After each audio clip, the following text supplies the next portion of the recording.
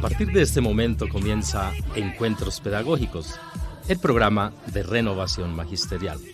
Encuentros Pedagógicos, Radio Revista, Magisterio, Sindicalismo, Actualidad Nacional, Pedagogía. Sábados de 8:30 a 10 de la mañana. Bienvenidos.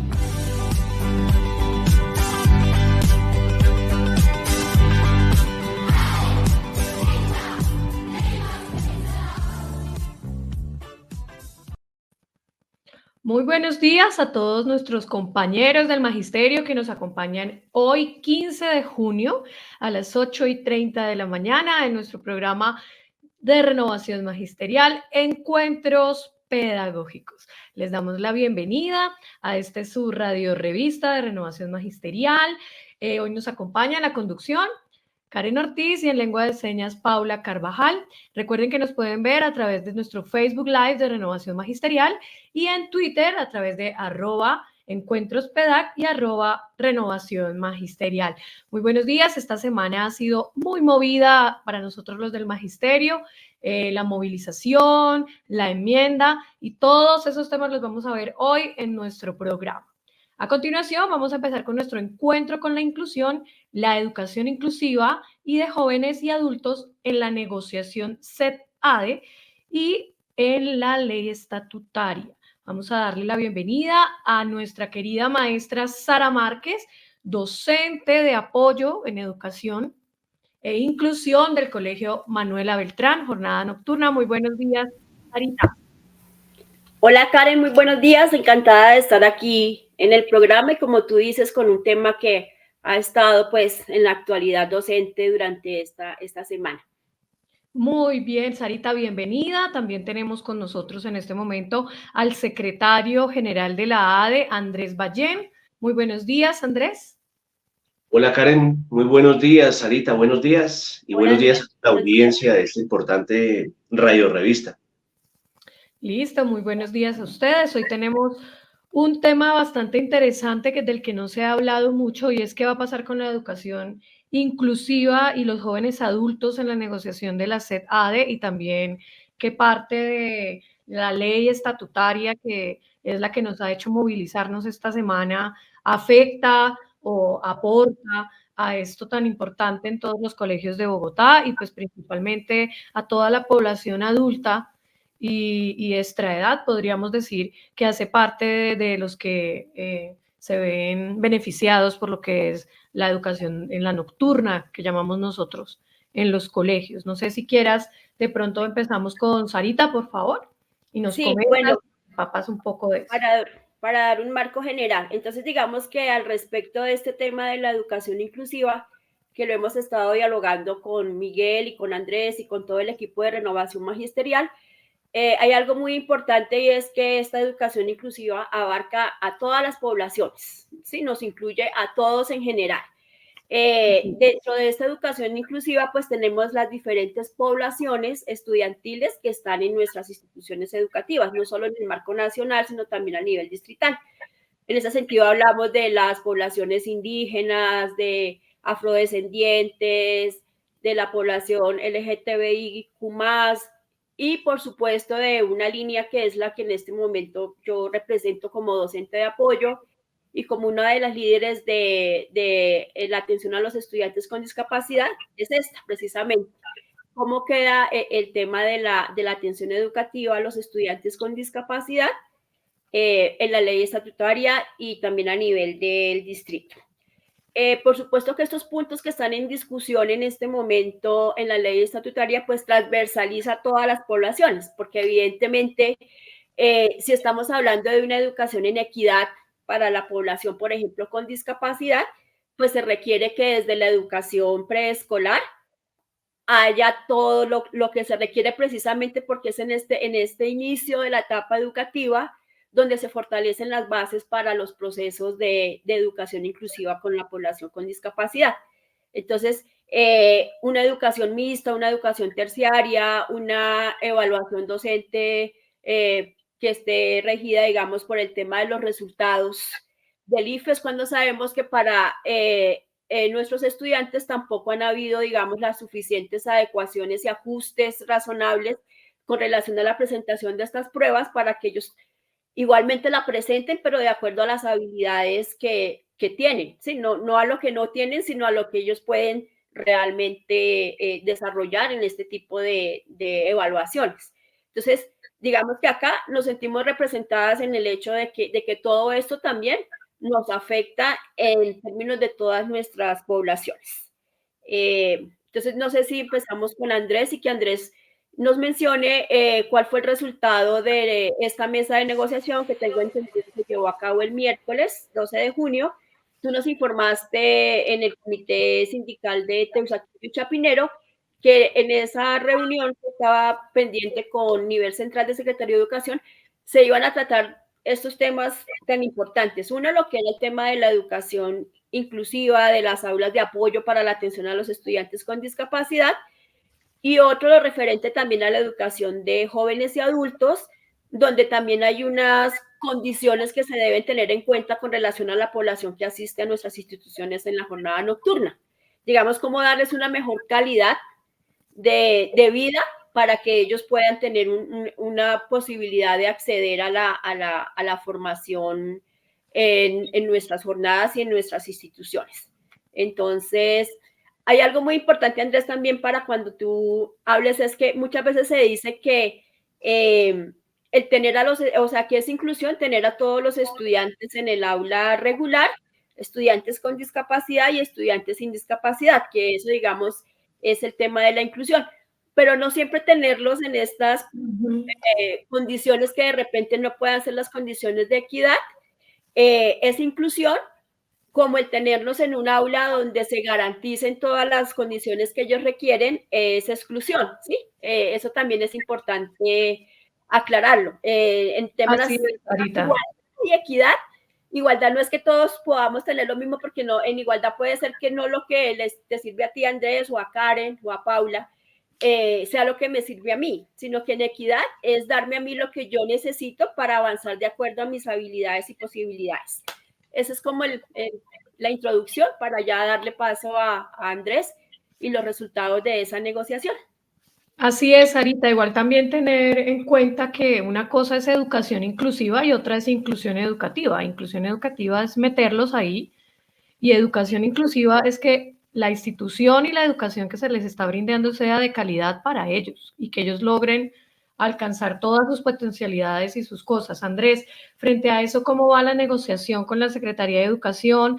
Realmente no se ha hablado mucho también la educación para adultos, ¿en qué quedó en la ley estatutaria? Cuéntenos un poco de eso y pues también lo que pregunta Sarita. Bueno, Karen, gracias, y Sarita por hacer esa introducción al tema, que para nosotros es absolutamente importante. Eso se discutió en la mesa de negociación del jueves anterior. Son varios puntos, son más de 10 puntos del pliego entre la educación inclusiva y la educación para personas jóvenes y adultas. Entonces, atendiendo a la pregunta por la que arranca Sara con relación a la atención de personas con discapacidad y en general a la educación inclusiva, pues en el pliego de la ADE quedó plasmado la necesidad de garantizar el desarrollo de el nombramiento de equipos interdisciplinarios de apoyo en los colegios, mediadores, profesionales, garantizarles la oferta. Se hablaba también de fortalecer la política distrital para la atención de la población con discapacidad y, por supuesto, contratar el personal docente especializado. Entonces, hablamos de los intérpretes de señas, modelos lingüísticos, mediadores, auxiliares de enfermería y demás profesionales. Todo dentro de la planta docente de la Secretaría. Ellos, en su propuesta, para iniciar la negociación, hablan de fortalecer estrategias flexibles, hablan de fortalecer la política de inclusión, fortalecer el sistema de apoyos, brindar acompañamiento pedagógico y garantizar el enfoque diferencial en el PAE. Punto. Una cantidad de expresiones, expresiones genéricas, reacciones genéricas, donde dicen, sí, la SED continuará garantizando. Bueno, está bien, les ofrecemos que seguiremos garantizando.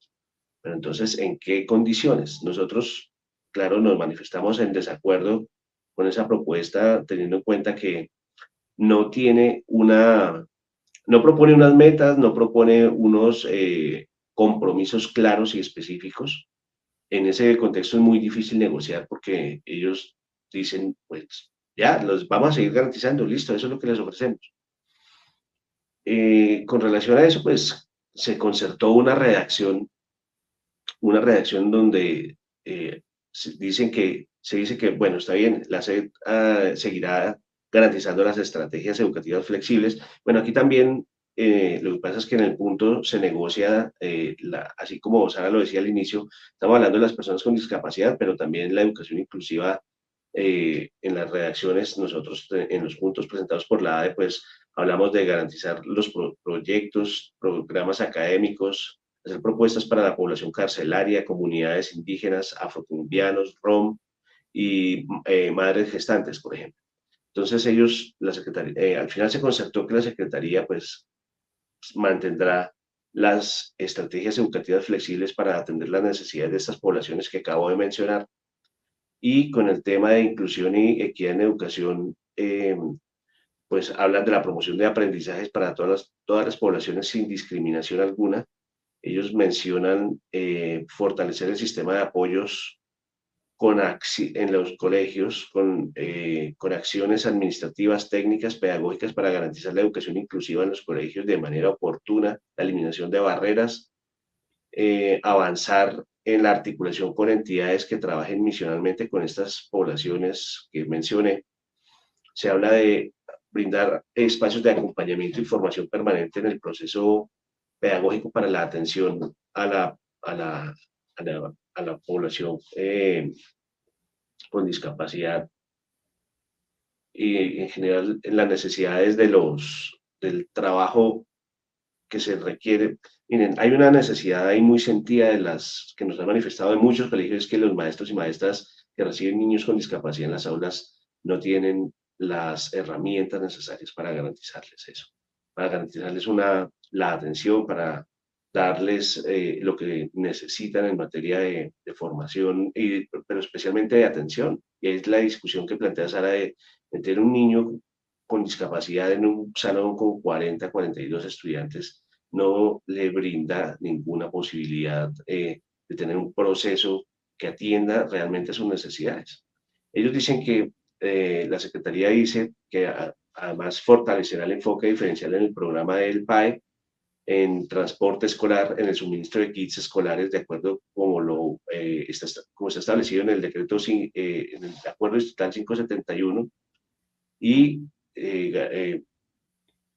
proponen invertir, o más bien se les exige invertir, no es que lo propongan, sino que se les exige invertir en el mejoramiento de infraestructura y garantías para esa educación inclusiva. Y al final dicen, la SED continuará expidiendo de manera semestral el acto administrativo que establece la distribución de horas extras por establecimiento educativo y programa implementado para garantizar su adecuado funcionamiento.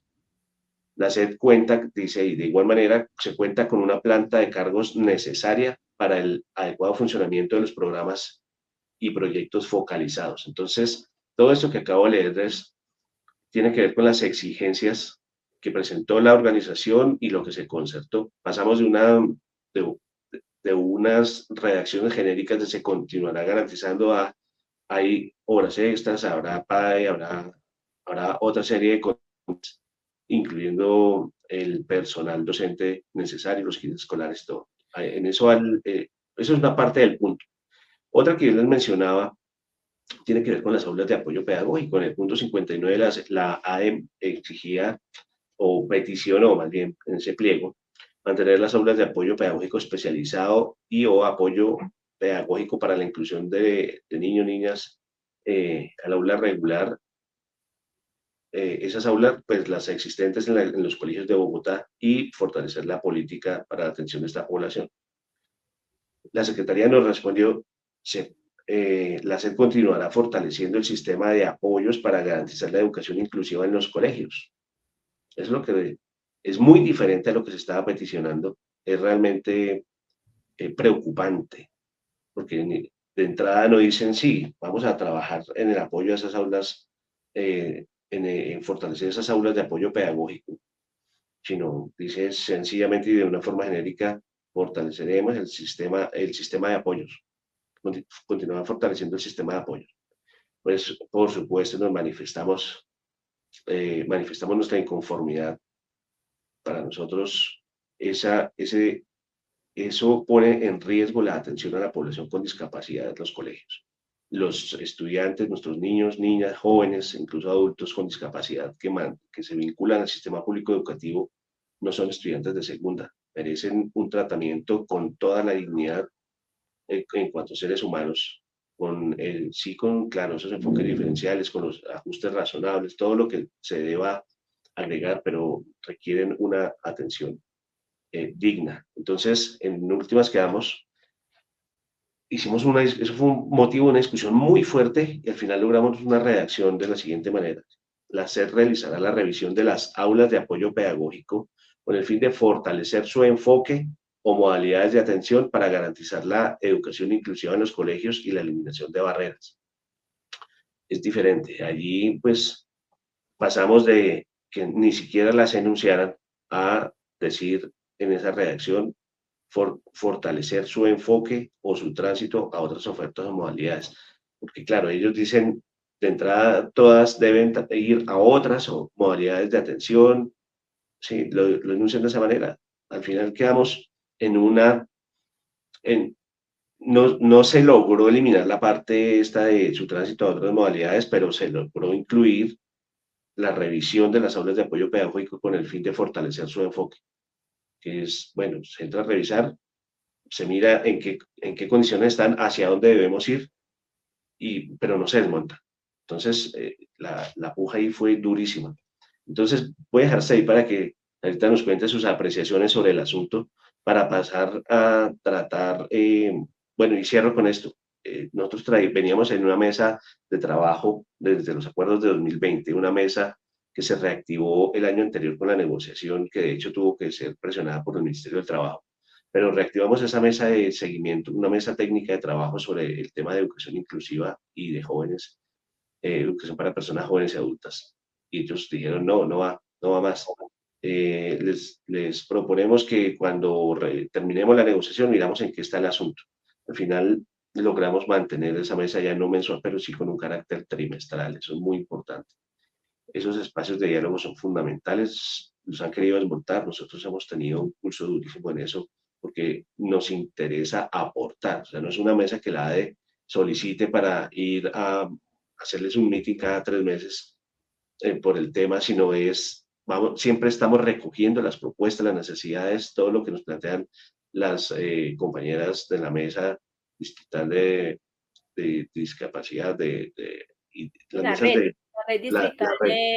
y las redes locales y las redes de saberes específicos. Así es, Sarita. Entonces quiero escuchar, ¿qué quieres comentar sobre el asunto para que podamos hablar de jóvenes y adultos?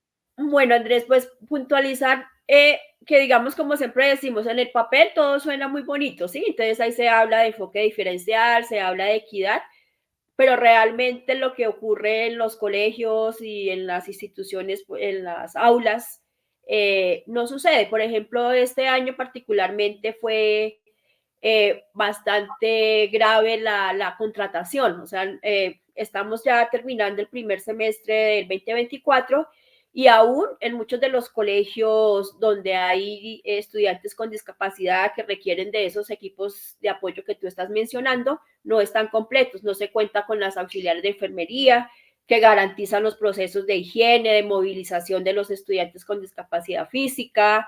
En los colegios de la oferta bilingüe bicultural para estudiantes sordos no se contó con la totalidad de intérpretes, de modelos lingüísticos, y ahora también se está haciendo incidencia para que haya nombramiento de profesores sordos, señantes, profesores sordos, usuarios de la lengua de señas en las diferentes áreas del conocimiento, pues para que pueda darse cumplimiento a lo que habla el decreto 1421 con relación a la oferta bilingüe bicultural y el nombramiento de docentes bilingües, ¿sí? Digamos que del dicho al hecho hay mucho trecho. En cuanto a eso hay que mirar como desde ustedes, desde esa mesa de negociación, cuáles son las acciones contundentes, o sea, cómo se mejoran esos procesos de contratación de estos equipos de apoyo, de los docentes que se requieren para trabajar, de los docentes de apoyo pedagógico. Pues nosotros hemos estado haciendo incidencia para que se abra nuevamente concurso para docentes de apoyo pedagógico, porque esto quedó pues prácticamente cerrado desde el decreto 366 del 2009.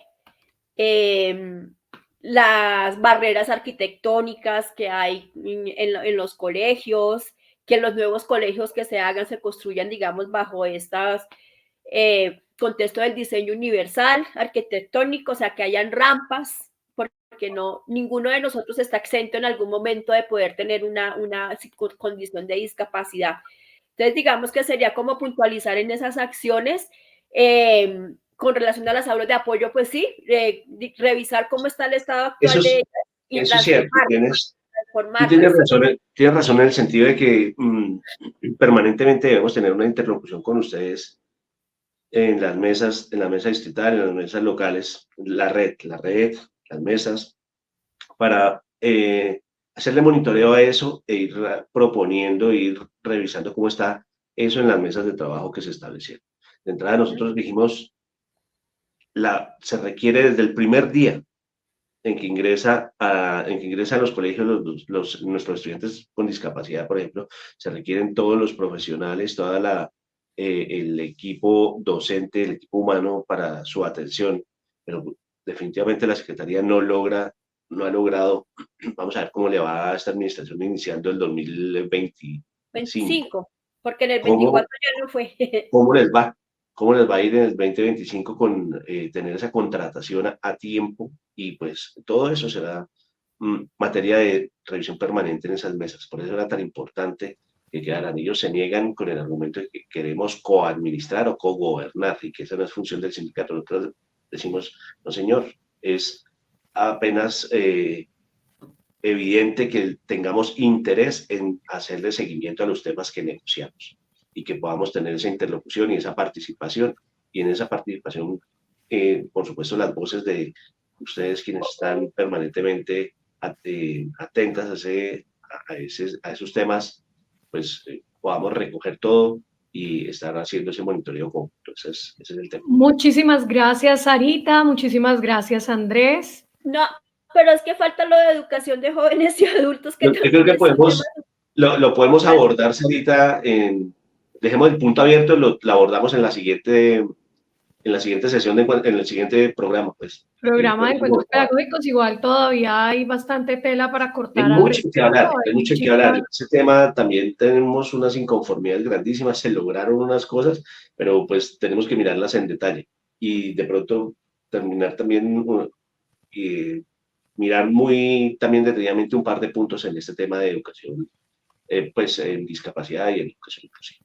Así es, Andrés. Bueno, muchísimas gracias. Este es un tema que se debe tratar, tiene bastantes aristas. En otra oportunidad se les invitará, digamos, en este conversatorio. Estamos comprometidos para el programa de la próxima semana. Sí, porque este tema también de la educación para ellos es vital, precisamente porque es necesario fortalecerlo. Y creo que al final, o sea, también se había dicho que iba a estar Miguel para hablar de la ley estatutaria, pero tengo entendido que en la próxima conversación que él va a tener va a retomar el tema de educación inclusiva en la conversación que va a tener. Así es, sí, señora. Bueno, aprovecho esta oportunidad para hacer una invitación de la Red Distrital de Referentes de Discapacidad a marchar por la equidad en la educación para estudiantes con discapacidad. Este lunes 17 de junio, el encuentro es a las 12 del día frente a la Plaza de Bolívar en la Catedral Primada de Bogotá, porque ellos también hacen parte y se ven afectados por esta ley estatutaria. Muchísimas gracias, Sara. Muchísimas gracias. Allá vamos a estar. Allá vamos a estar. Vamos a volver a ver, por supuesto que sí. Vamos a tener más de 20.000 personas en las calles haciendo nuestras exigencias sobre el proyecto de ley estatutaria en educación. Entonces allá nos vamos a ver. con estas compañeras y compañeros. Así es. Bienvenidos nuevamente a este programa de encuentros pedagógicos. Gracias. Muchísimas gracias. Y a continuación vamos con nuestro encuentro con Canapro, Solidaridad que hace vida.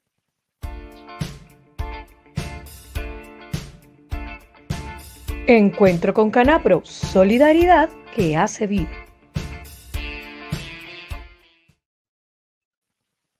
Muy buenos días, Alonso Camacho. Bienvenido a Encuentros Pedagógicos. Muy buenos días, un cordial saludo para la mesa de trabajo, igualmente para todos los asociados a Canapro que nos siguen en este programa y para la demás comunidad educativa.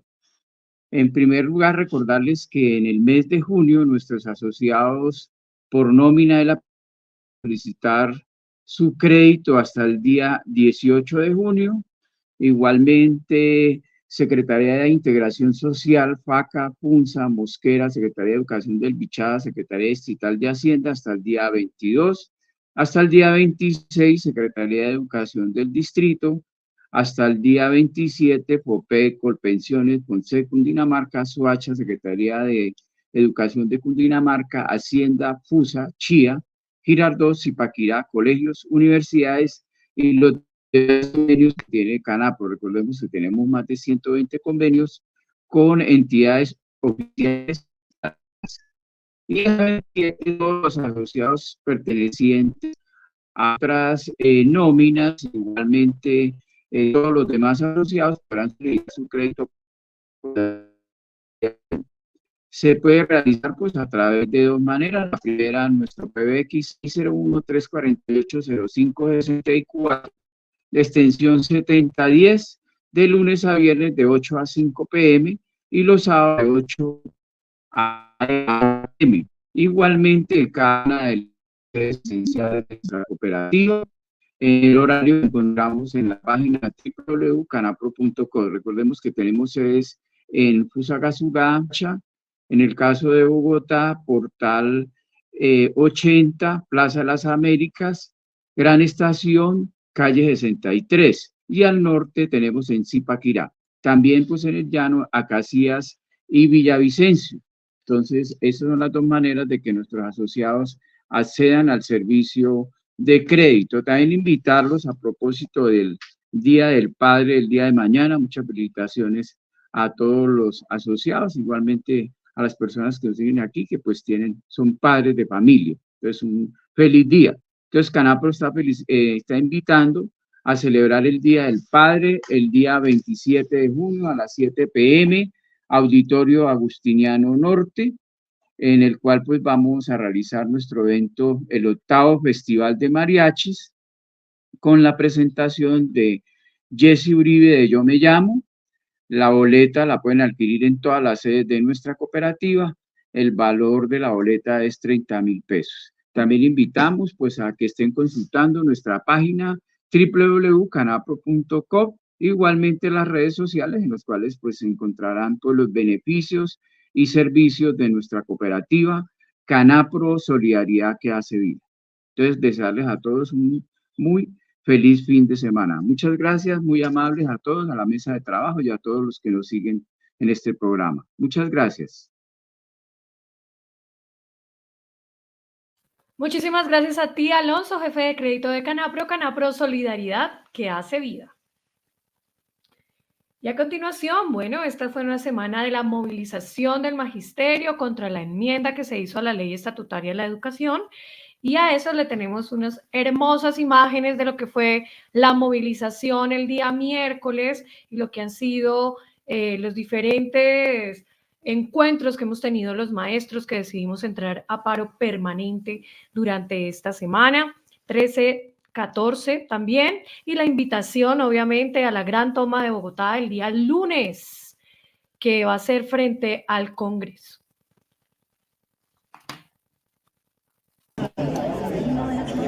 Muy buenos días al magisterio. Nos encontramos hoy en el Instituto Técnico Central Francisco José de Caldas. Vamos a pedirle a la profesora María Luisa Rivera que nos dé su opinión acerca y la invitación, desde luego, para la movilización de los maestros el próximo lunes. ¿Cuál es la invitación que hay que hacerle a los maestros y por qué hay que salir a las calles a defender la educación pública? Buen día para todos y todas. Es importante que todos nos unamos en este momento, ya que la educación pública es lo único que le podemos garantizar a las niñas y niños de nuestro país. Con esto de verdad vamos a lograr la verdadera paz. Y es importante que todos nos unamos, porque también los 3 años de preescolar han sido importantes para los niños. Iniciando en Bogotá, vemos los resultados, porque su proceso de lectoescritura es mucho mejor, las habilidades cognitivas han mejorado, que es lo que debemos también rescatar. A nuestros compañeros, la verdad es que nuestra lucha ha sido por la dignidad que nos deben tratar. Nuestro trabajo es el que ha hecho que haya hombres y mujeres en este país con las capacidades intelectuales que lo amerita la sociedad. Salgamos todos unidos. Gracias.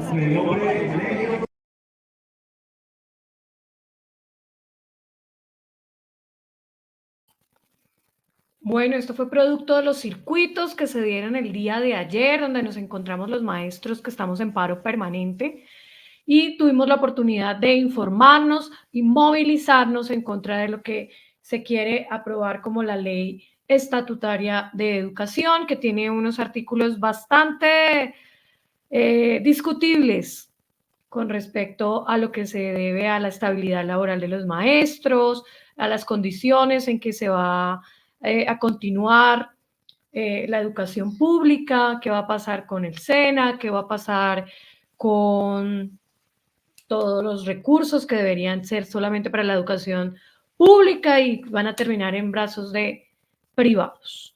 Bueno, antes de seguir con nuestro próximo encuentro, quisiera reanudar mi invitación por parte de la red de referentes de discapacidad, Marcha por la Equidad en la Educación para los estudiantes con discapacidad. Los docentes de apoyo pedagógico se suman al paro nacional permanente con el objetivo de exigir equidad en la atención a nuestros estudiantes con discapacidad. No olviden que el encuentro va a ser en la Catedral Primada de Bogotá, ahí frente de la Plaza de Bolívar, este lunes 17 de junio a las 12 del día, porque ellos también se movilizan a favor de la educación pública y contra esa ponencia nefasta que desfavorece tanto y desvirtúa completamente lo que es la educación pública de nuestro país. Ahora vamos a seguir con nuestro encuentro con la comunidad educativa y el magisterio. Nunca perseguí la gloria. Encuentro con la comunidad educativa y el magisterio. Movilización social por las reformas sociales y derechos.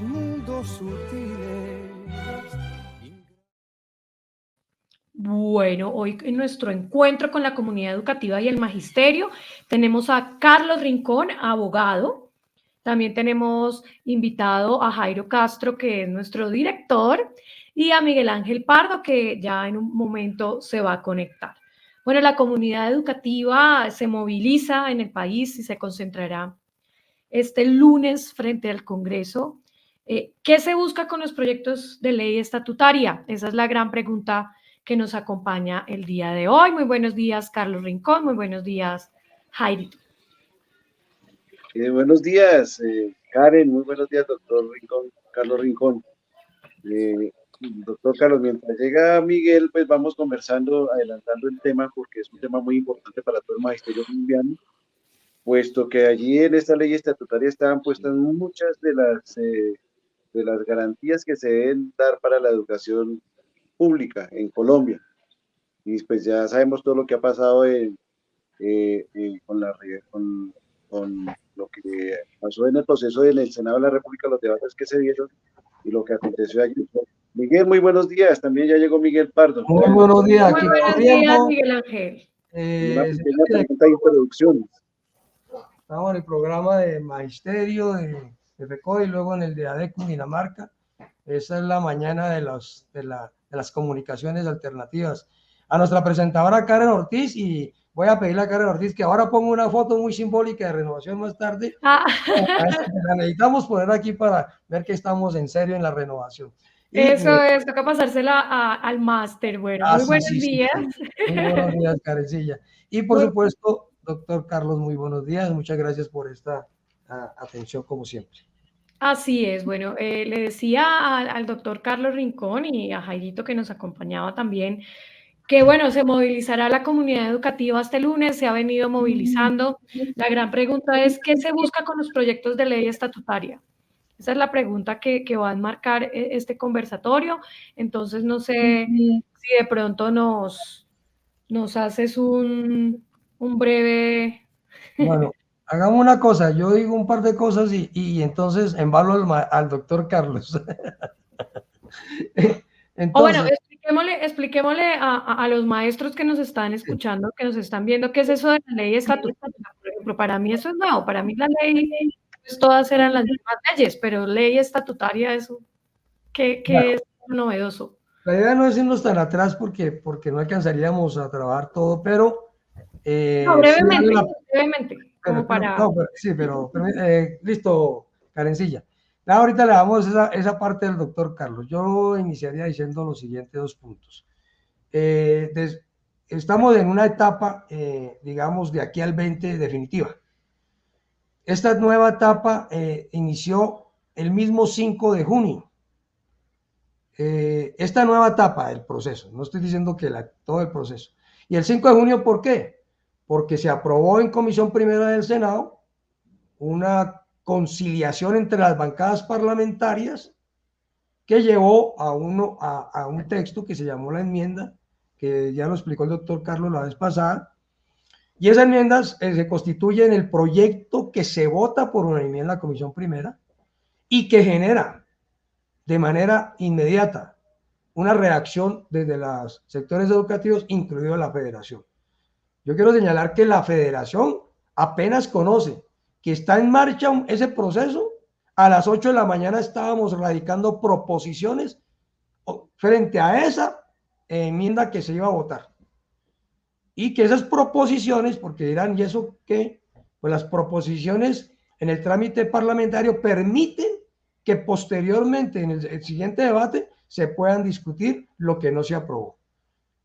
Pues bueno, quiero señalar que en primer lugar, nuestra reacción, señalando que la forma inconsulta en que se procedió en la Comisión Primera ponía en pie de movilización al magisterio, dado que nunca se consultó, nadie está diciendo que no se hagan acuerdos, sino no se consultó cuáles eran las líneas rojas y con quién había que consultar, pues con los sectores que hemos estado pendientes permanentemente y que conocemos del tema y que estamos en el movimiento pedagógico hace 42 años y todo lo que hemos venido planteando. Entonces, hoy hay unos resultados de toda esta reacción. Uno de ellos es un reconocimiento de la bancada del pacto que procedió sin consulta. Un segundo asunto, sentarse a conversar con la federación. Un tercer asunto, la movilización del 12 produce un hecho político, y es que se rompe ese único texto que se iba a llevar a la plenaria del próximo 17. Se produce un proyecto en el cual se incorporan la mayor parte de las propuestas que habíamos hecho, que se radica el pasado viernes, y el señor Luna y la oposición incorporan, unas modificaciones y mantienen en esencia el mismo texto, pero maquillan partes sustanciales que tienen el propósito, perdónenme, de poder confundir. Ahora podemos hablar de eso, en materia de evaluación, en materia de normales, etcétera, etcétera. Entonces, digamos que el primero es un parte muy importante, Karen, que la movilización sirvió, que lo del 12 tuvo un efecto impresionante. Y que hoy tenemos el escenario de que hay un realineamiento, es decir, que los senadores del pacto se comportan hoy con un texto que en general recoge lo que corresponde. Ahí tendremos otras discusiones todavía. Y en segundo lugar, quedó claro quién está en el lado de la oposición, en contrario al derecho a la educación de los niños y niñas de preescolar, en contrario a que los recursos públicos no se le entreguen a los particulares. Entonces hay dos textos. Ahí es donde entra el doctor Carlos, ¿sí? Y entonces, pues nosotros tenemos una pretensión el 17, que la vamos a decir ahorita, pero hay un hecho, hay dos proyectos de ley, hay dos ponencias. ¿Cómo desde el punto de vista legislativo se entiende lo que hoy es resultado parcialmente de la movilización social? Tan. Así es, Miguel. Doctor Carlos. Bueno, muy buenos días Cuéntanoslo todo. Bueno, buenos días para Karen. Y Karen ha hecho una pregunta que nos pone en un prólogo obvio que nunca sobra, ¿no? Que es, ¿por qué tan importante una ley estatutaria? Eso es muy claro. Bueno, reciban un cordial saludo para todo el equipo de trabajo de Encuentros Pedagógicos, un cordial saludo para su presentadora, Karen Ortiz, para usted, profe Miguel, para Jairo, su director, y por supuesto, para toda la comunidad educativa que hoy, más que nunca, hace presencia a nivel nacional.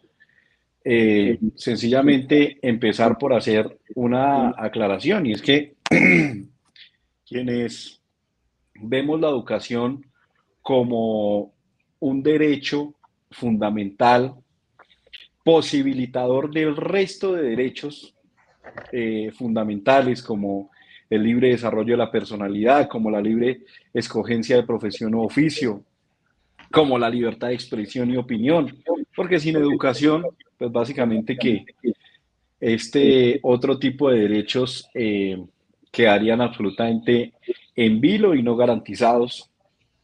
Quiero empezar por hacer como este preámbulo, y es decirle a toda esa comunidad educativa, a todo el país que posiblemente está viendo y posteriormente verá en el rediferido de este programa, pues que la movilización de la comunidad educativa en contra de un proyecto de ley estatutaria radicado por el gobierno se da porque la educación debe ser entendida como un derecho, y que en muchos gobiernos de izquierda a nivel internacional, precisamente ese es el papel que juegan quienes saben de educación, quienes conocen la educación, pues reivindicar las luchas que históricamente han dado y que se espera que en ese gobierno de izquierda en el que se apostó el todo por el todo, pues precisamente se cumplan. Habiendo dicho esto, pues quiero resaltar y explicar cuál es la diferencia entre una ley estatutaria y otro tipo de normas. Las leyes estatutarias, por parte de la Constitución Política, están establecidas y reglamentadas tanto para su aprobación como para las materias que debe regular en el artículo 152 constitucional. Ese artículo, apreciada Karen, nos dice qué cosas va a tramitar un proyecto de ley estatutaria, y dentro de ellas están los derechos fundamentales. Ahí nos dice un listado de cosas que solo por leyes estatutarias debe tramitarse. Dentro de ese listado están los derechos fundamentales. Entonces, si vamos a desarrollar el derecho fundamental, por supuesto, a la libertad de expresión, el derecho fundamental de petición, el derecho fundamental a la salud, el derecho, esto, como en el caso de la educación, que según la ley 115 del 94 debía expedirse, por supuesto, una ley estatutaria para desarrollar el derecho, y que la Federación Colombiana de Trabajadores de la Educación ha venido en sus acuerdos haciendo esta exigencia al Estado colombiano, no a cada gobierno, al Estado colombiano, pues para que cumpla ese postulado de la ley 115, pues básicamente se presenta un proyecto de ley estatutaria. ¿Qué significa que sea estatutaria? Aparte de que la Constitución nos dice que regula unas materias, eso tiene una razón de ser. ¿Por qué? Debe tener un procedimiento especial un poco más rígido que las leyes ordinarias que regulan todo tipo de materias, con base, por supuesto, en la libertad de configuración legislativa que tienen los congresistas, con base en la también democracia representativa que implica. Entonces, las leyes estatutarias deben tener un procedimiento un poquito más rígido, un poco más rígido. ¿Por qué? Pues porque precisamente no podemos estar desarrolle el derecho y cámbiele y quítele y modifíquele, no queriendo decir que sean cláusulas pétreas e inamovibles, pero sí significa, por supuesto, que debe tener un proceso rígido, porque no, mejor dicho, no podemos estar diciendo el derecho es lo que este gobierno piensa hoy, lo que este gobierno va a pensar mañana, lo que no. Esto debe tener una rigidez, precisamente para mantener incólume las garantías que debe posibilitar ese derecho. Entonces, ¿cuál es ese procedimiento? El procedimiento es que debe tramitarse por mayorías absolutas, es decir, la mitad más uno de la célula legislativa donde se esté tramitando, lo que significa que es la mitad más uno, tanto en comisiones como en plenarias, la mitad más uno de la corporación. ¿Cuál es la diferencia? Las leyes ordinarias se tramitan con la mitad más uno del quórum decisorio, ¿no? Entonces, para una ley estatutaria hoy en día necesitamos 54 votos en Senado. Segundo aspecto, se tramita en una sola legislatura. Las leyes ordinarias tienen 2 legislaturas siempre y cuando pasen su primer debate en la legislatura en la que fueron radicadas. Es decir, que una ley estatutaria, para un proyecto de ley estatutaria para que se convierta en ley, debe, por supuesto, tramitarse entre el 20 de julio, si es que fue radicada en esa fecha, hasta el 20 de junio del año siguiente y no tiene más plazo. Por eso es que por tránsito de legislatura se archivaría el próximo 20 de junio. Dicho eso, tiene un último elemento que es novedoso a nivel internacional y que por supuesto garantiza la interpretación adecuada de la Carta Magna de los colombianos, que es una revisión automática por parte de la Corte Constitucional. Es decir, las leyes estatutarias no requieren de demanda para llegar a la Corte. Las leyes ordinarias sí, un ciudadano tendrá que decir, no estoy de acuerdo con este articulado de esta ley ordinaria. Las leyes estatutarias, no, las leyes estatutarias van automáticamente a revisarse a la Corte, y si hay algún vicio de procedimiento, si hay alguna situación que tenga en cuenta su inexequibilidad, pues la Corte así lo va a determinar y posteriormente se irá seguramente a sanción presidencial. Dicho eso, y habiendo explicado, es importante eso que nos estás explicando, porque nosotros no comprendemos realmente, digamos, todo ese proceso. Lo de la niña también era una cosa que uno no sabía que era eso. Muchísimas gracias, doctor Carlos. Miguel, era importante saber qué es eso de la ley estatutaria. Es, Karen, todos esos procesos, o sea, en ese orden tenemos hasta el 17 para que, si Dios hasta el 20. Pues sí, pero el 17 ejercer la presión para ver para que quede la ponencia que es la que necesitamos, que fue por la que se votó por el pacto histórico, que es la que tiene en cuenta todas las necesidades de nosotros, el magisterio y la educación pública en Colombia, o definitivamente después del 20 ni la una ni la otra. Sí, en el mejor de los panoramas. Ahí como se dice, vamos por partes, dijo en inglés, ¿no? Porque primero, pues siempre es bueno recordar por qué es tan importante una ley estatutaria. Segundo, nosotros estamos por una ley estatutaria de la educación, llevamos 32 años en ello. Este escollo puede terminar, y lo estamos planteando y lo vamos a decir. Para nosotros lo que debe proceder, Karen, es el hundimiento de este proyecto. La presión del 17 no es para que se busque una votación muy arriesgada, sino para que se proceda a hundir. O sea, definitivamente se archive. El trabajo nuestro es a contribuir por parte del gobierno y de la bancada a que el plan A debe ser el hundimiento del proyecto. Y Entonces, allí, pues yo tengo unas consideraciones, nosotros tenemos una consideración, pero es sobre el particular, pero me gustaría darle la palabra en ese punto al doctor Carlos, porque yo aquí tengo una serie de asuntos. El doctor Luna, el senador que vive por allá en la Luna y que cree que es lo mismo el colegio de categoría de estrato 16 a un colegio en Urabá o en el Chocó o aquí mismo en las capitales o en los municipios de Cundinamarca, pues él ha maquillado el proyecto. Es decir, el proyecto de Presenta Luna ha maquillado en varias cosas y nosotros tenemos que tener mucho cuidado porque la esencia, a pesar del maquillaje, se mantiene. Ahora podríamos hablar de eso. Okay. Pero por lo pronto, doctor Carlos, la presión nuestra el próximo 17 en la Plaza de Bolívar, frente al Congreso, con maestros de todo el país, para nosotros tiene un propósito. Ya no hay confianza. No hay confianza en el texto, en la esencia del proyecto y el esfuerzo que hoy está haciendo el pacto histórico, pues muy importante y el sector de alternativos, pero tenemos unas circunstancias que hemos dicho, es mejor buscar el hundimiento y una vez pasemos ese tramo, nos sentamos después del 20 de junio y entre las bancadas, entre la comunidad educativa, reconstruimos una verdadera y más tranquila y más pensada proyecto de ley estatutaria. Doctor Carlos.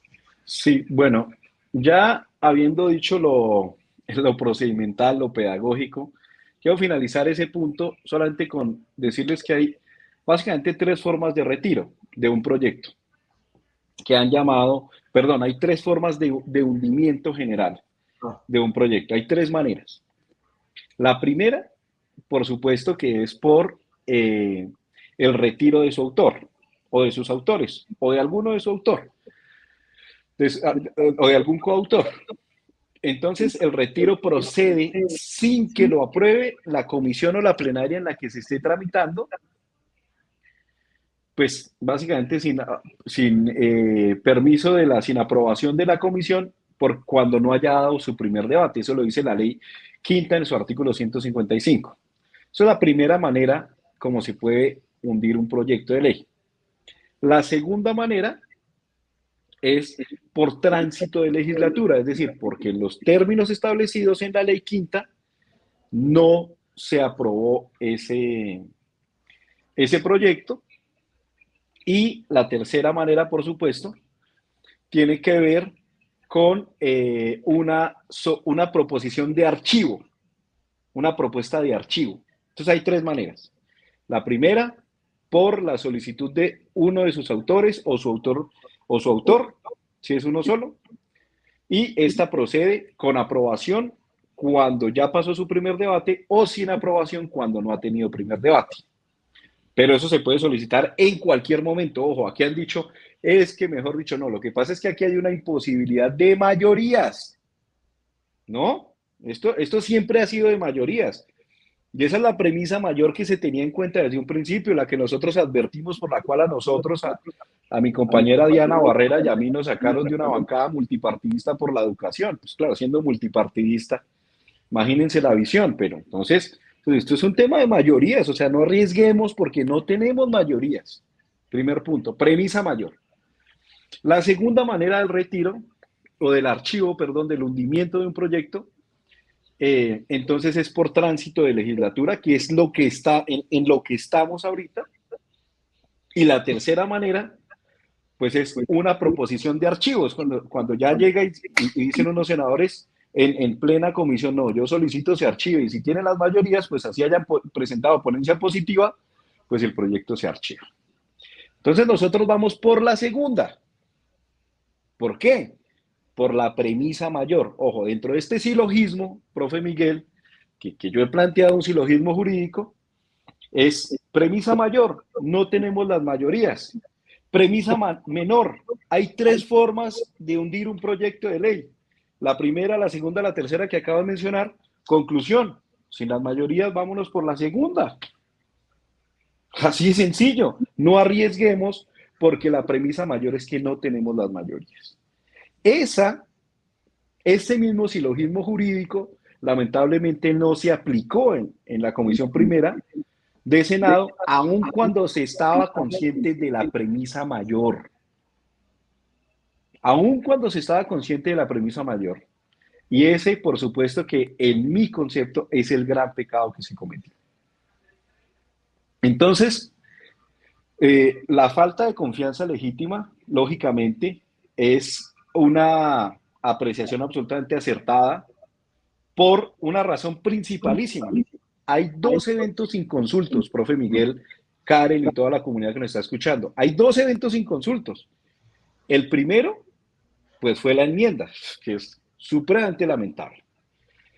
Nosotros hemos estado en muchos, y esto yo lo he repetido hasta el cansancio, en muchos debates a puerta cerrada, en donde a la derecha le han presentado, por ejemplo, en Plan Nacional de Desarrollo, no, esta es nuestra propuesta, de una la consultan con su electorado. Y dicen, no, qué pena, momento autónomo, esto no me sirve, nosotros no vamos con eso. No lo aceptamos y punto. Y eso se evidenció en la negociación según los comunicados que sacaron ahorita recientemente. Para las ponencias para segundo debate. Ah, no, la derecha sí no aceptó, ¿no?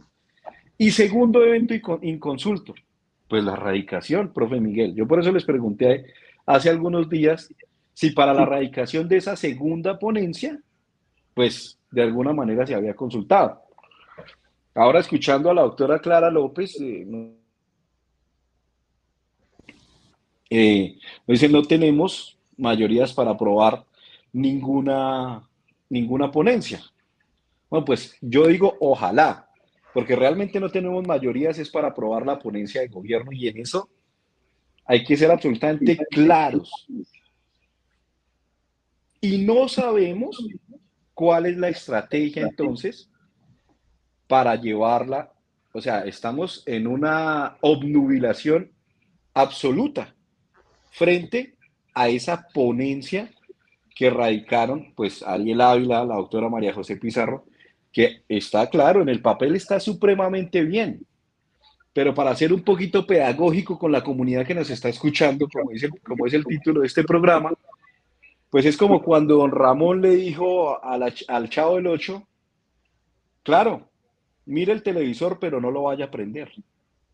Estamos ahí, en el papel quedó supremamente bien, pero sabemos que no contamos con esas mayorías. Entonces, yo considero que lo que sí es legítimo es la petición de, por favor, que se archive este proyecto por tránsito de legislatura, que no nos sometamos a que la ponencia de gobierno, se archive por la tercera forma. Es decir, le van a radicar una proposición de archivo y qué tal se apruebe. O qué tal cuando se lee en la proposición final con la que termina el informe de ponencia, que se dice, por favor, se debata, los congresistas digan, no, esta ponencia no se debate, y sigue la del senador David Luna. Bueno, y digo, ojo, hemos dicho, profe Miguel, que es del senador David Luna, pero hay que completar, porque es del senador David Luna, del senador Germán Blanco, del Partido Conservador, que es el presidente de la Comisión Primera, del senador Alfredo de Luque, exintegrante también del Partido de la exintegrante de la Comisión Sexta en el periodo pasado, por supuesto, en periodos pasados, y es, por supuesto, que de la senadora Paloma Valencia del Centro Democrático. O sea, aquí, digamos, como que tenemos que tomar en cuenta a todos los actores porque eso nos da una idea de las mayorías que se conforman en el Congreso.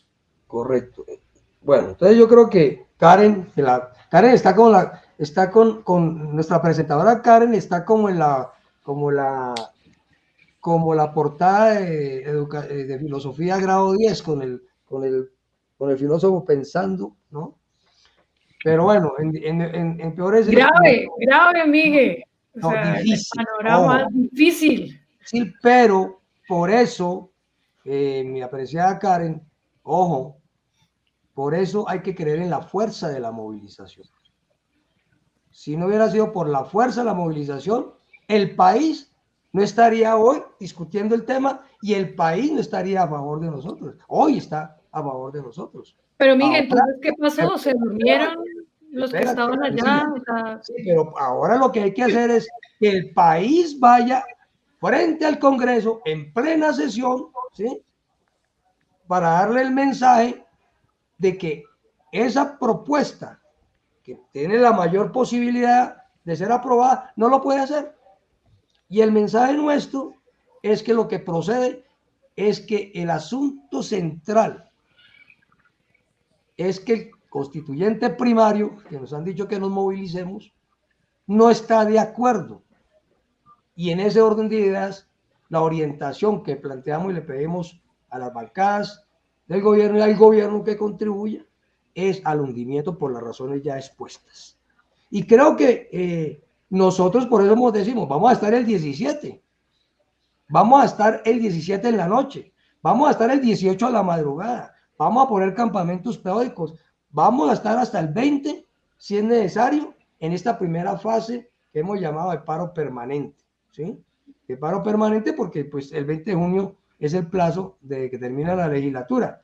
Ya después miraremos qué pasa. Nosotros aspiramos a que el desenlace sea favorable, pero eso va a depender de que tengamos todos claros, maestros y maestras de Colombia. Los colombianos tienen claro, los de Sindecena, los estudiantes, etcétera, que si no estamos allí presentes, que si allí abren la ventana y ven que no hay sino 5.000 maestros, hasta ahí llegamos. Es la movilización. El país está notificado de que la comunidad educativa entera, no solamente son los maestros de preescolar a media, son los estudiantes, los profesores de las universidades, el Sindecena, la comunidad académica,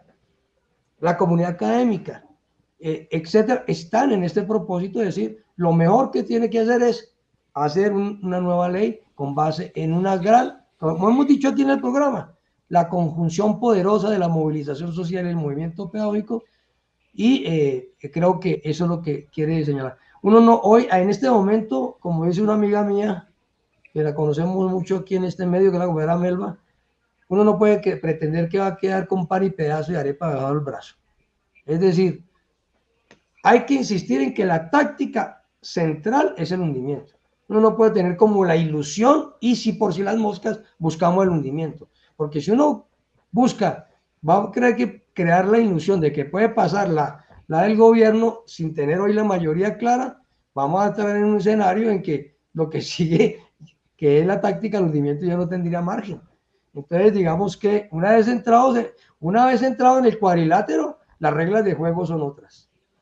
Y en ese sentido, creo que queda clara y si no queda clara, pues la volvemos a explicar porque nos interesa mucho, eso sí que quede claro, por qué la táctica que ha propuesto la Junta Nacional de la Federación es buscar el hundimiento.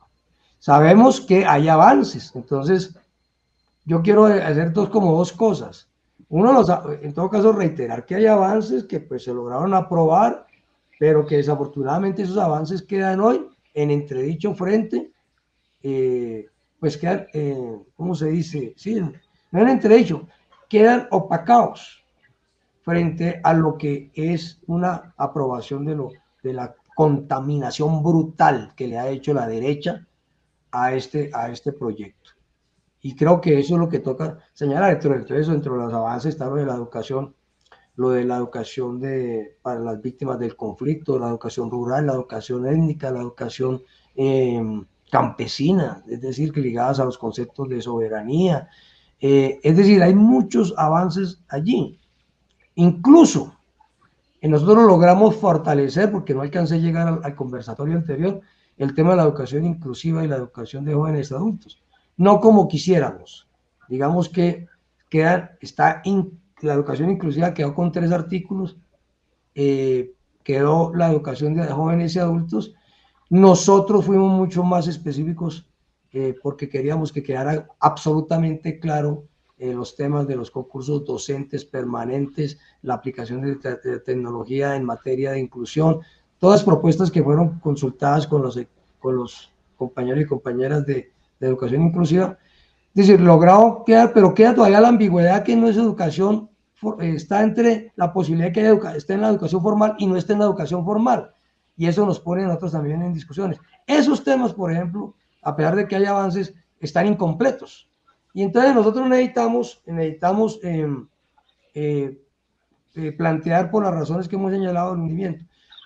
Mientras se diga que los niños y niñas de transición prejardín y de 3, 4 y 5 años en los colegios públicos no tienen derecho, no es obligatoria la educación para no podemos aceptar. Mientras se diga que cualquier institución diferente a la escuela puede formar a los niños de 3, 4, 5 años, no podemos aceptar. Mientras se diga que no se va a vincular a los maestros por concurso titulados para ejercer, no podemos aceptar. Y mientras que se diga que la plata del Estado, la plata de los recursos nuestros, ojo a esto, el presupuesto público se puede entregar a particulares, y ni siquiera a colegios particulares, sino a fundaciones, a organizaciones que no fueron creadas para esto, para reemplazar la escuela.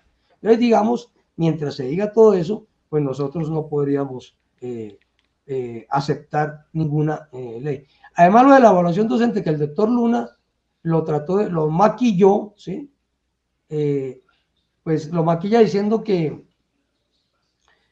ya no le pone que se subordina las pruebas a ver, pero le pone un texto similar en la esencia, es decir, que no se evalúa a los maestros con respecto a su práctica pedagógica.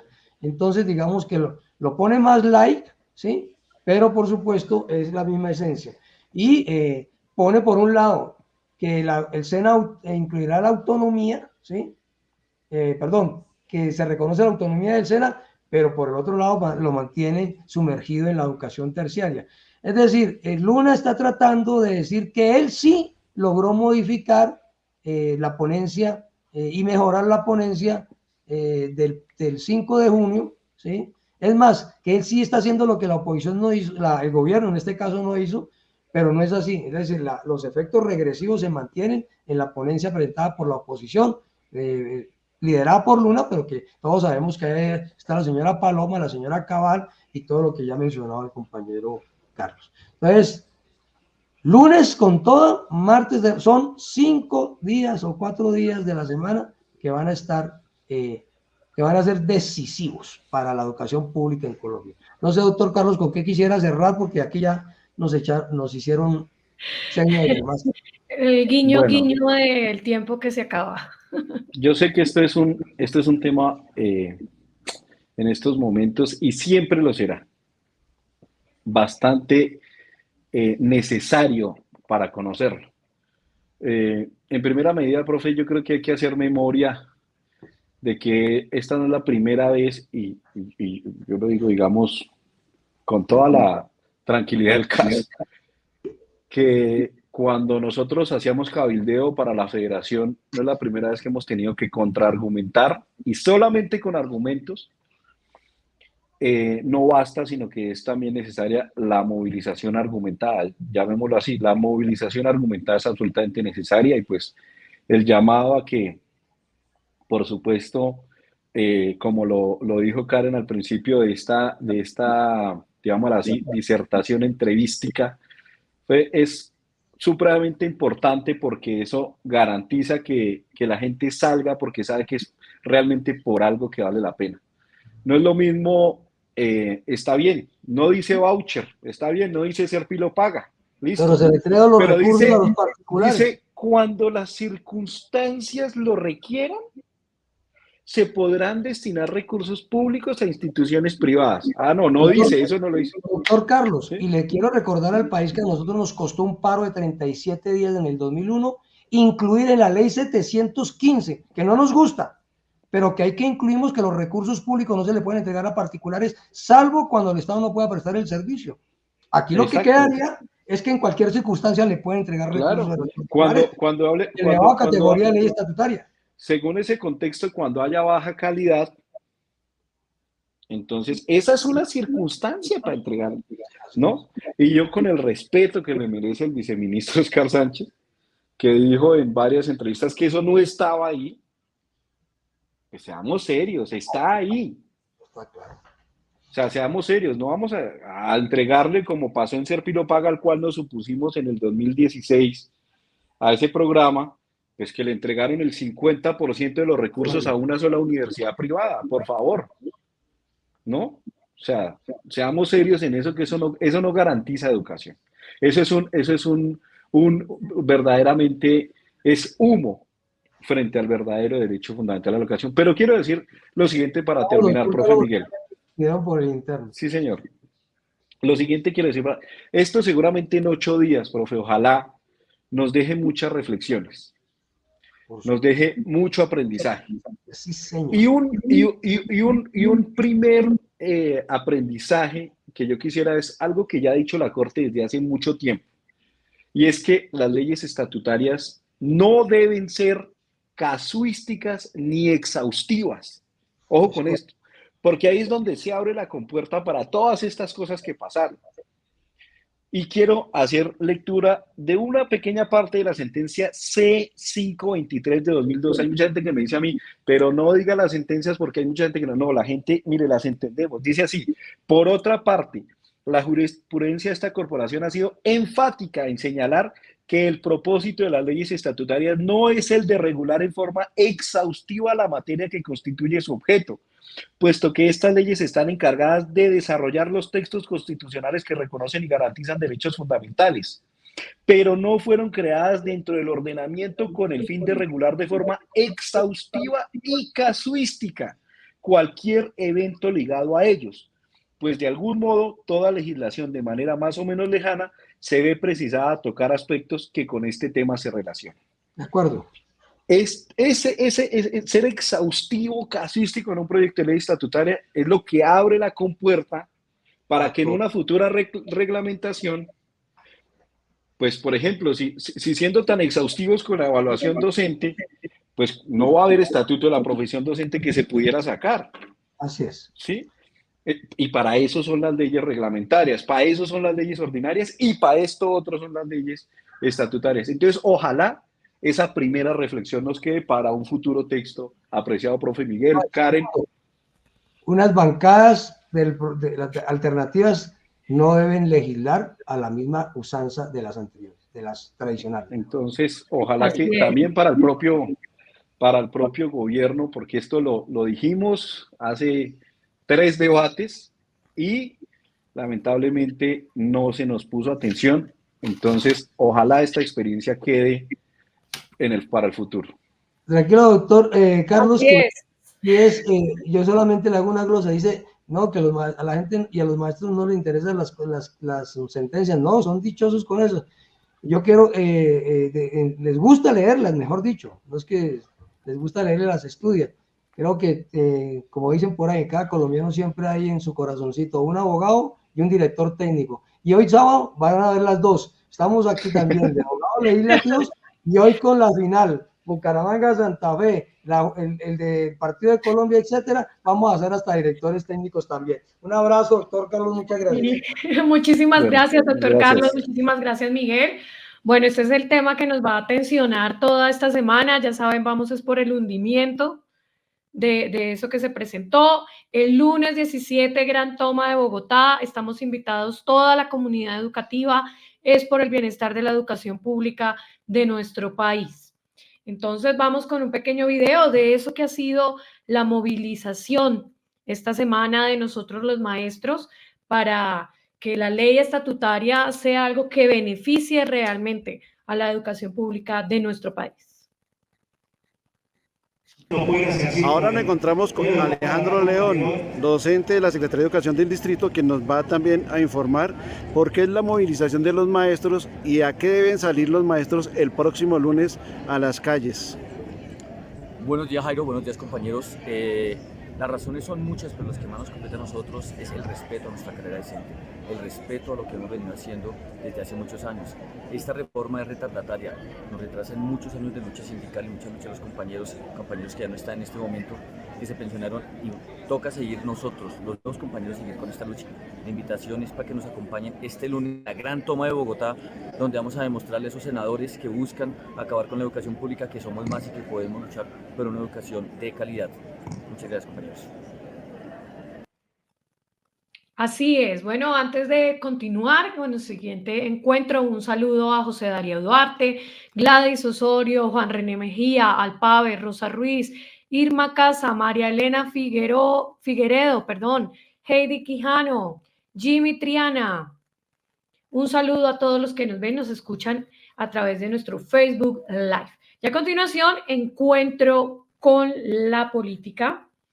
En esta ocasión tenemos a nuestro invitado Fabián Peña, edil de la localidad de Engativá. Esta semana también se aprobó el Plan de Desarrollo de Bogotá. Muy buenos días, señor edil Fabián Peña. ¿Qué se aprobó en el Plan de Desarrollo de Bogotá? Karen, ¿cómo estás? Un saludo muy especial.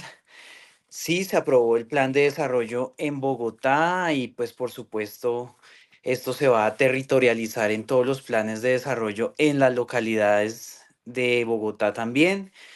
Hay grandes retos, grandes preocupaciones también que quedan de este plan de desarrollo, temas que no quedaron incluidos, que fueron propuestos por la ciudadanía, por la comunidad y grandes temas de ciudad que siguen estando en vilo, pues de la proyección que tiene la ciudadanía de una mejor calidad de vida. Viene Lalo Norte, por ejemplo, como un proyecto estratégico de esta administración.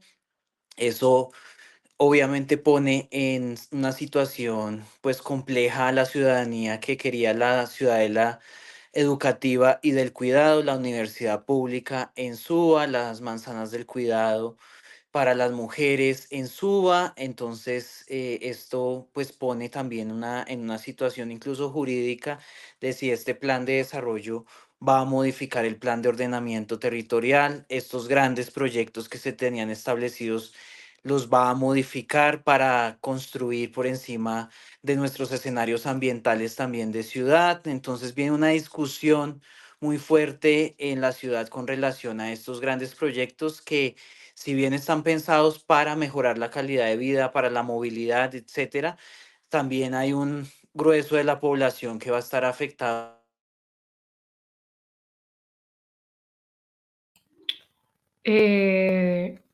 Señor edil Fabián, estamos teniendo dificultades técnicas en este momento. Vamos a ver si podemos solucionar en este momento con el señor edil Fabián Peña, edil de la localidad de Engativá, que nos está ya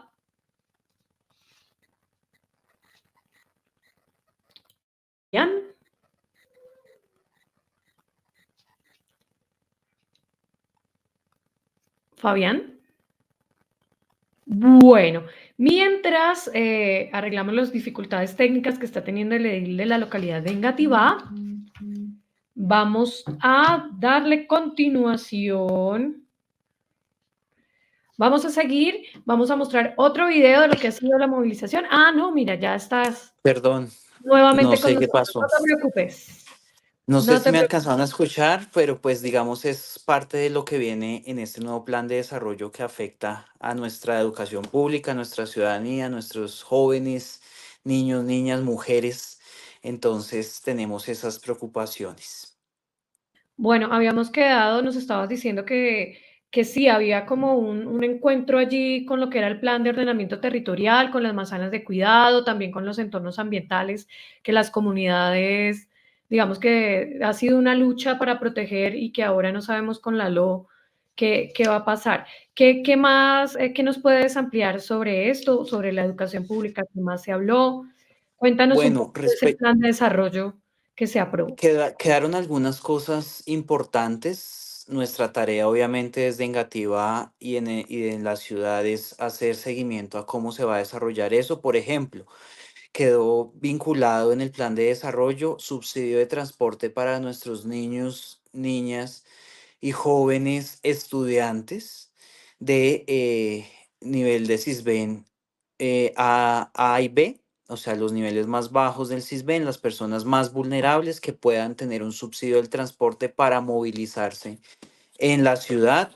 Veremos hasta dónde va a implementarse esto, quedó enunciado, quedó como un artículo del plan de desarrollo distrital y pues lo que nos genera es también mucha expectativa de cómo se va a implementar, qué tanto subsidio van a obtener nuestros niños, niñas, nuestros jóvenes que se desplazan a las instituciones educativas en la ciudad y pues que son de los niveles más vulnerables.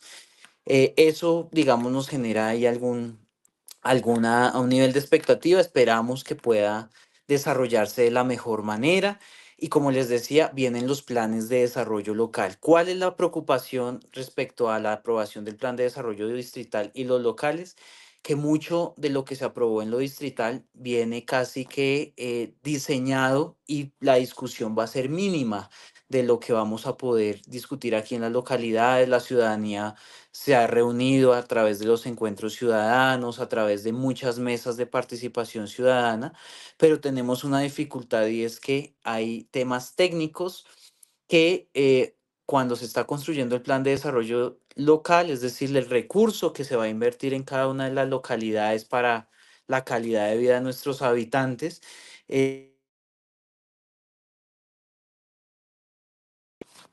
perdón, lastimosamente, estos recursos vienen ya prediseñados y nuestra discusión acá en las juntas administradoras locales es muy reducida.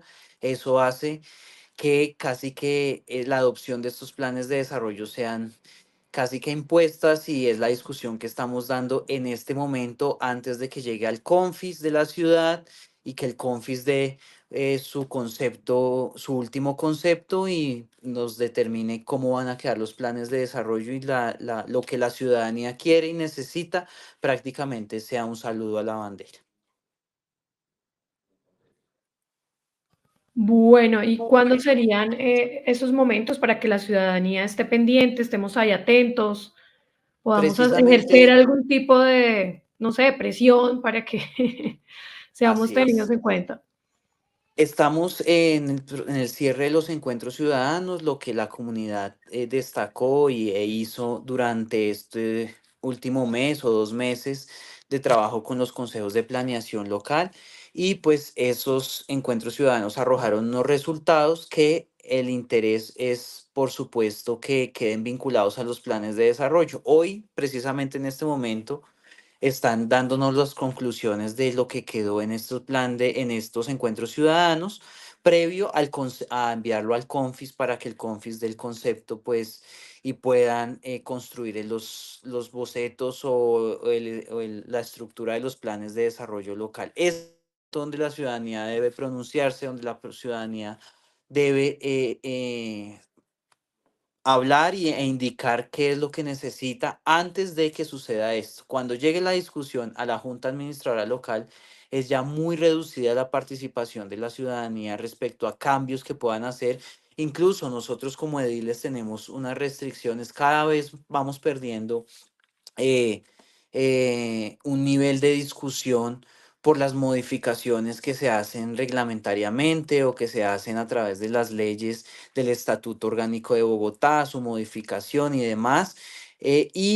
La discusión se va reduciendo cada vez más y deja de ser importante a la hora de definir el presupuesto de la localidad. Tenemos presupuestos de más de 6 billones de pesos para los próximos 4 años y que van a estar determinados es por el nivel central y no por la ciudadanía. Entonces, necesitamos es que en este momento la ciudadanía se pronuncie, participe, se active, se movilice y se organice para que lo que no quedó en los planes de desarrollo podamos meterlos en el momento que se empiecen a formular los proyectos. Ese es otro momento donde la ciudadanía va a poder incidir en cómo eso que se aprobó va a quedar formulado como la ciudadanía lo quiere, como queremos nosotros en las organizaciones sociales y comunitarias en lo territorial.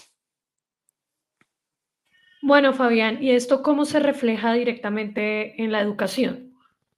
En la educación se refleja de una manera muy puntual. Siempre los planes de desarrollo, por ejemplo, en los locales, tienen una estructura respecto a lo educativo, tiene lo único que queda en los planes de desarrollo local para educación son dotaciones, por ejemplo, a jardines infantiles, Eso es lo que los programas que quedan, todo lo que se hace en materia de educación se hace por gestión, es decir, lo que la alcaldía con sus funcionarios puede hacer, ¿sí? Porque pues es lo que está más o menos establecido, la estructura que está establecida, pero incidir de manera directa en el acompañamiento a nuestros niños y niñas, prácticamente los planes de desarrollo no traen nada. Sí, el plan de desarrollo distrital creo que igual se queda todavía muy corto en materia de atención. Vuelve y insiste, que me parece positivo, pero no es suficiente en las estructuras o en las infraestructuras de algunos de los colegios, de muy pocos colegios que todavía requieren una infraestructura o mejorar sus problemas de infraestructura educativa.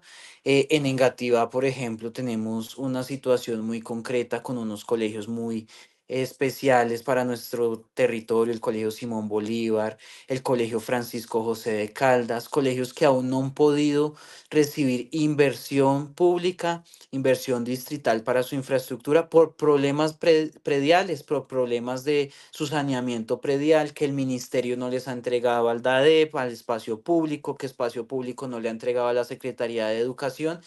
Y en medio de eso está la calidad de vida y la calidad de nuestros niños y niñas que no pueden ver todavía infraestructuras importantes. Me parece todavía paradójico que en pleno siglo XXI, en pleno 2024, tengan colegios como el Colegio Simón Bolívar que cerrar parte de sus infraestructuras porque están en riesgo de caída, que sus laboratorios tengan que cerrarse porque están en riesgo de caída. Y estamos inaugurando colegios paralelamente en otros sectores de la localidad, que estoy de acuerdo que se haga porque es importante, pero que otras infraestructuras tradicionales de colegios de muy alta importancia para nuestra población como este o como el Francisco José aún no puedan recibir inversión pública para infraestructura por situaciones legales, administrativas y burocráticas. Así es, Fabián. Bueno, muchísimas gracias, Fabián. Invitadísimo nuevamente a otro programa de encuentros pedagógicos para que sigamos profundizando con respecto a esto de toda esta parte del plan de desarrollo de Bogotá, lo local. Muchísimas gracias. A ti muchas gracias y un saludo a todos los profes del país. Listo, entonces, bueno, ya con la venia de nuestro director, ya no nos despedimos, nos quedan 2 encuentros maravillosos, entonces vamos con nuestro encuentro con el Rincón de Apolonia. Por mis venas corre fuego, mis ojos. El Rincón de Apolonia. Territorios de mujeres en perspectiva. Aquí inicia el Rincón de Apolonia, territorios de mujeres en perspectiva. Hace algunos meses se radicó ante la Secretaría de la Cámara de Representantes un proyecto de acto legislativo que tiene como objetivo crear una justicia especial y efectiva para las mujeres a través de la Jurisdicción Especial para la Mujer. La iniciativa busca el acceso pronto y real de las niñas, adolescentes, mujeres adultas y mujeres de la tercera edad a la justicia para garantizar el derecho que tienen de vivir libres de cualquier tipo de violencia. Este proyecto quiere reformar la Constitución política para crear esta jurisdicción que tiene un carácter especial, autónomo, con competencias exclusivas y preferentes para conocer de manera prioritaria casos de mujeres que han sido víctimas de conductas de daño directo o indirecto por razones de género. Ya es hora de que una iniciativa de este tipo tenga garantías constitucionales. Necesitamos acciones concretas para proteger y garantizar los derechos de las mujeres y de las niñas sobre cualquier tipo de violencia de las que puedan ser objeto. Hay que erradicar precisamente cualquier tipo de violencia, ya sea física, sexual, simbólica, psicológica o de cualquier otro tipo que implique una afectación hacia cualquier mujer. Una jurisdicción especial para las niñas, las mujeres víctimas de violencia basada en género permite tener una justicia especializada para investigar, sancionar y reparar todo tipo de violencias que se cometan, permitiéndoles un acceso a la justicia efectivo y oportuno. La naturaleza de esta jurisdicción otorga una competencia exclusiva en delitos contra las mujeres para que no haya más impunidad. Tendrá jueces o juezas especializadas en administrar justicia para las mujeres. Ojalá esta jurisdicción se haga realidad con los alcances descritos y contribuya a garantizar el derecho a la vida plena de las mujeres. Antes de terminar, es importante saludar, celebrar y decir que orgullosamente hacemos parte de la poderosa muestra de unidad sindical que FECODE demostró una vez más esta semana en las calles.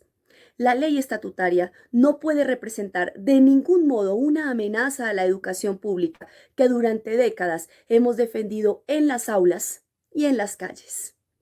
Soy Sonia Liliana Vivas Piñeros y El Rincón de Apolonia.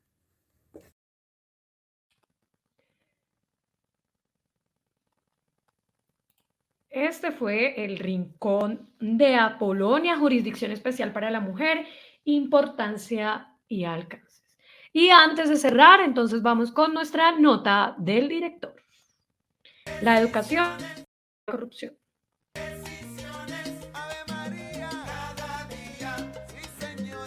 Seguimos con nuestra nota del director, Jairo Castro Ballesteros.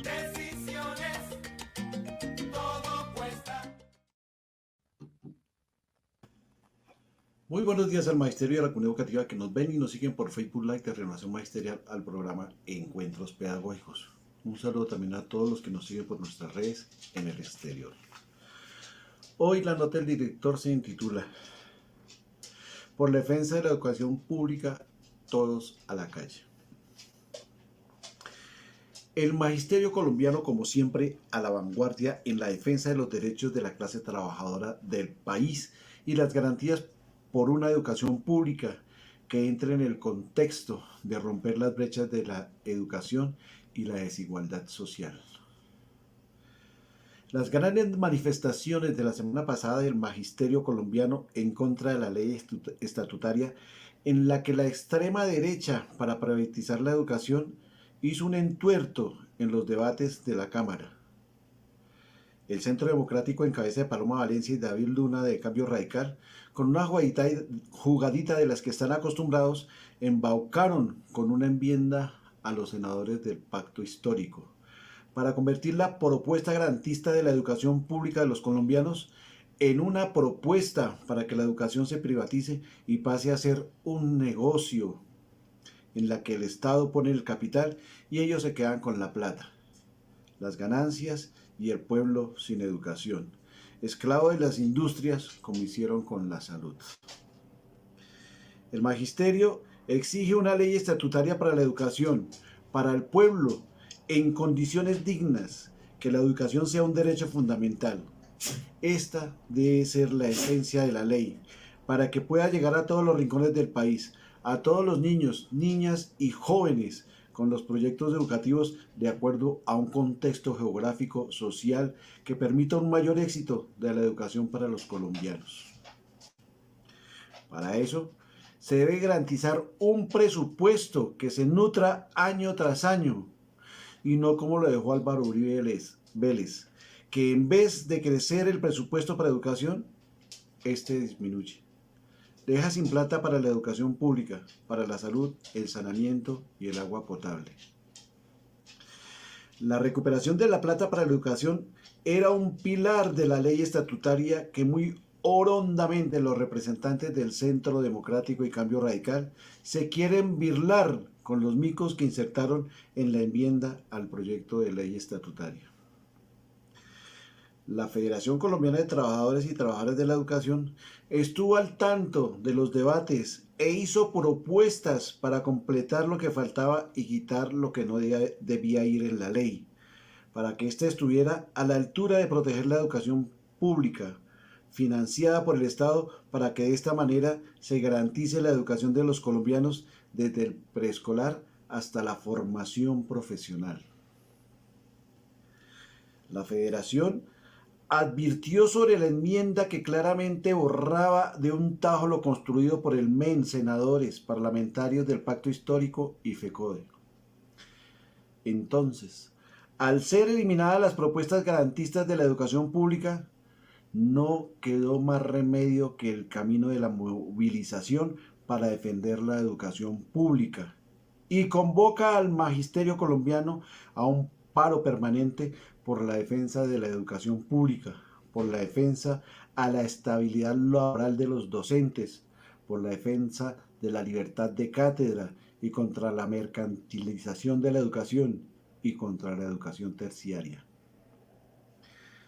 En esa enmienda queda reflejado el talante de discriminación social aberrante del fascismo y del centro democrático junto con la corrupción de Cambio Radical. Quienes ven la plata del erario público como la banca personal de la que pueden tomar toda la plata para ellos y convertir a los futuros colombianos en esclavos con mano de obra barata, que trabajen sin descanso, como decía Uribe, que no reclamen sus derechos ni sus salarios, como ocurría con las horas nocturnas y dominicales, gracias a las reformas laborales de Álvaro Uribe Vélez. El paro del magisterio seguirá defendiendo la educación pública como un derecho fundamental en la que el Estado sea el responsable de financiar y garantizar este derecho.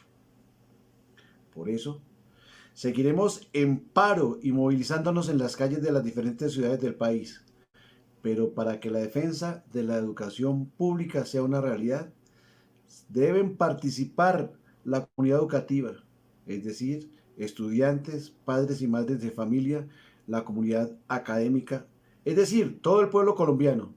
Se invita a todo el pueblo colombiano a salir a defender el patrimonio invaluable de la educación pública, pilar de la cultura y desarrollo de los pueblos.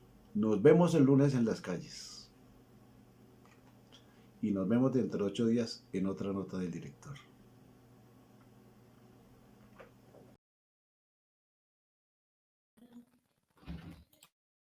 Bueno, esta fue nuestra nota del director. En 8 días, no olviden, encontraremos aquí nuestro encuentro con las trabajadoras, donde estará el presidente de la CUT Nacional, Fabio Arias, y también nuestro encuentro con Sócrates Leucipo, el filósofo fundador del atomismo, con nuestro profe William Puentes, asesor de la Escuela Sindical de la ADE. Agradecemos a todos ustedes por su sintonía y a todo el equipo de encuentros pedagógicos de Renovación Magisterial, nuestro director Jairo Castro Ballesteros, nuestro productor y máster Sergio Camilo Castro, a nuestra compañera Paula Carvajal en Lengua de Señas y quien compartió con ustedes el día de hoy, Karen Ortiz. Los esperamos en 8 días de 8:30 a 10 de la mañana en nuestro próximo Encuentros Pedagógicos de Renovación Magisterial. Hasta pronto. Muchísimas gracias. Renovación Magisterial presentó Encuentros Pedagógicos. Los esperamos el próximo sábado a las 8:30 de la mañana. Gracias por acompañarnos.